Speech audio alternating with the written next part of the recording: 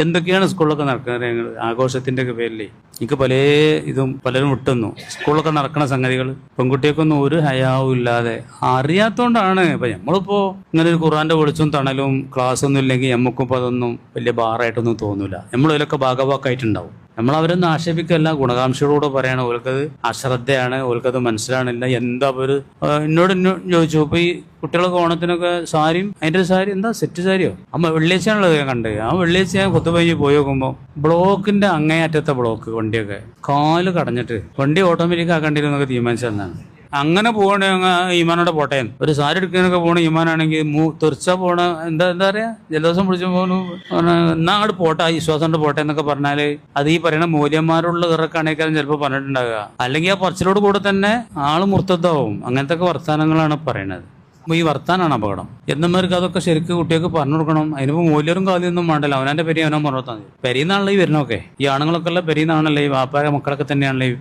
അപ്പൊ ഓലെ ഞാൻ എന്താരോ അതിപ്പോ ഒരു ഡ്രസ് കോഡല്ലേ ഇപ്പൊ എന്ന് ചോദിച്ചിട്ടുണ്ടോ. ആര് എന്റെ മോന് സാരി എടുത്ത ആളല്ല ചോദിക്കണുണ്ടോ, എടുക്കുന്നവർക്ക് സപ്പോർട്ട് ചെയ്യാൻ പോതില്ല ഒരാളാണ്. അപ്പൊ ഞാൻ മനസ്സിലാക്കിയപ്പോൾ ശരിയാണ് പറഞ്ഞു. എന്താണ് ഇപ്പൊ ഓണം ഷിർക്കുമായിട്ട് ബന്ധപ്പെട്ട ആഘോഷം എന്നുള്ളതിൽ ആർക്കെയും തർക്കമുണ്ടോ?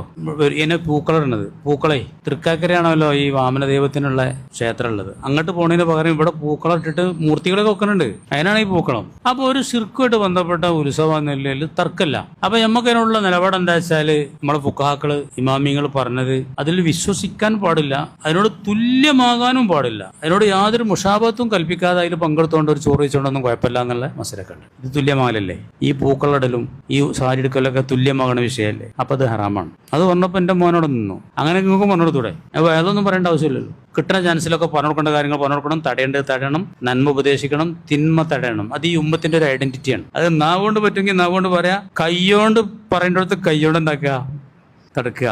അതില്ലെങ്കിൽ മനസ്സുകൊണ്ട് തന്നെയെങ്കിലും. യൂട്യൂബിലൊക്കെ ഓരോ മൂപ്പന്മാരുണ്ട്. മലപ്പുറം ജില്ലയിലാണ് ഭയങ്കര ആഘോഷം ഉണ്ടായത്. വേറെ ആള് പറഞ്ഞു ഇവർക്കൊന്നും ഹൈന്ദവ സഹോദരന്മാർക്കൊന്നും കിട്ടിയില്ലോ ഈ സെറ്റ് സാരി ഇതൊക്കെ പടക്കപ്പാടെ മാപ്പിളാരനെ കൊണ്ടുപോയിട്ട് ഓൽക്കുള്ളത് കഴിഞ്ഞു എന്ന് പറഞ്ഞു. അവർക്ക് കിട്ടിയിട്ടില്ല. ശരിക്കും എൻ്റെ അവകാശികൾക്ക് അതിൽ ദുൽമയാണ്. എന്തൊരു അപ്പോൾ ഇൻഷാ അല്ലാഹ് അതൊക്കെ പറയാ, നല്ല മൃദുലമായിട്ട് പറഞ്ഞു കൊടുക്കണം, വളരെ സ്നേഹത്തിൽ പറഞ്ഞു കൊടുക്കുക. നമ്മളിപ്പോൾ ഈ മാർഗത്തിൽ അല്ലെങ്കിൽ നമ്മളൊക്കെ അതിന് മുമ്പിലുണ്ടാവും. ഞാനൊക്കെ മുമ്പിലുണ്ടാവും തന്നെ.